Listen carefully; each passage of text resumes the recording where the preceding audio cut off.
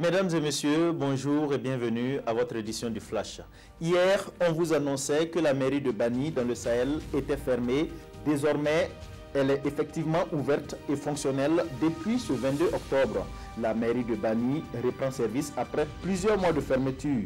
Ce dénouement est le résultat de plusieurs sessions de négociations entre le gouvernement et les acteurs communaux.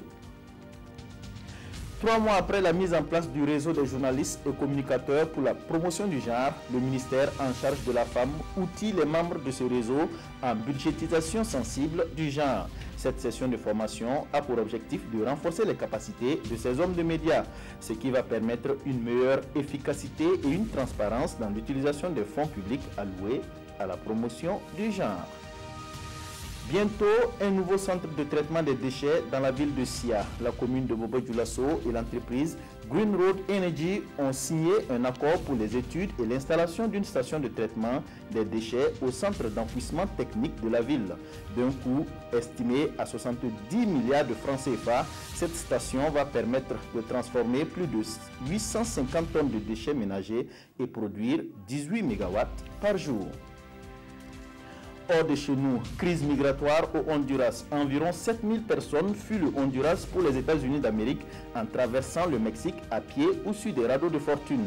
Face à cet afflux des migrants, le président américain a menacé de fermer la frontière avec le Mexique pour empêcher des milliers de migrants honduriens de gagner les États-Unis.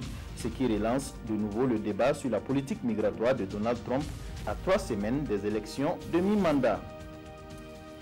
Affaire Jamal Khashoggi, la Turquie est plus que jamais déterminée à faire toute la lumière sur le meurtre du journaliste critique saoudien. Erdogan vient de révéler aujourd'hui devant le Parlement turc toute la vérité. 3 semaines après le meurtre de Jamal Khashoggi dans l'enceinte du consulat saoudien à Istanbul.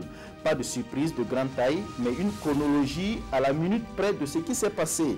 Erdogan a fait un récit sans pointer le doigt accusateur sur le régime saoudien en place. Il propose même de juger les agents arrêtés dans le cadre de cette enquête en Turquie. Le discours s'est achevé ce matin aux alentours de 9h45 heure GMT. Voilà, ainsi s'achève ce flash. L'info revient à 13h avec Godefroy Bazier.